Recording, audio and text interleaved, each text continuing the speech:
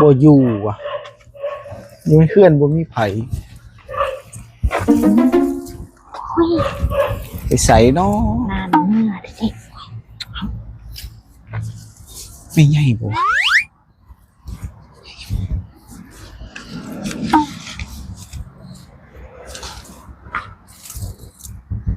เฮ้ยอย่าเฝ้าสกิดลูก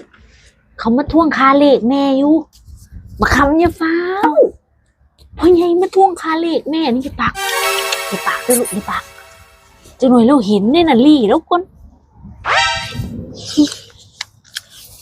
แม่ใหญ่ข่อยบ่แม่นลูกเจ้า